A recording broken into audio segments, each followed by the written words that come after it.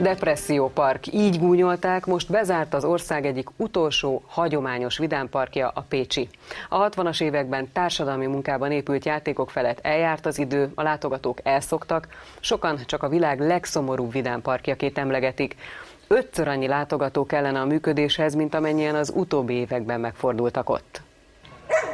A tábla csodálatos mesevilágot ígér, mégis fröccsöntött hintákkal, barkácsolt szerencsekerékkel és műanyag halhorgászattal találkozunk. A pécsi vidámpark társadalmi munkában épült a 60-as években, és mintha akkor meg is állt volna az idő. Itt egy hullámvasút volt, egy ilyen 4 hullámos régi mintájú hullámvasút, de ezt lebontottuk és elvittük a mélybe.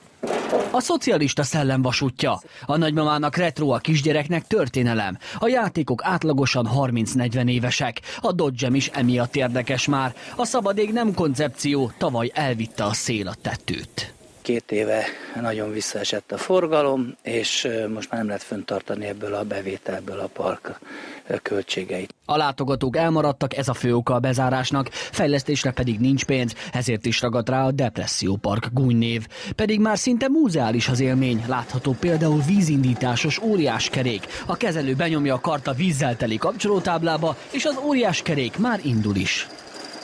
Most akkor így bejöttünk így ennek az alkalmával, hogy megnézzük így utoljára akkor a vidámparkot, mert még ilyen kis picikék voltunk, amikor utoljára itt jártunk, és akkor így emlékeztünk dolgokra. Elnézve a világ egyik legmagasabb és leggyorsabb hullámvasútját a tengeren túlon, vagy az Európában felépített mesevárosok kínálatát, igencsak szerénynek tűnik a Mecseki Kultúrpark. Évente 5000 látogató helyett 20-25 ezerre lenne szükség a gazdaságos működéshez.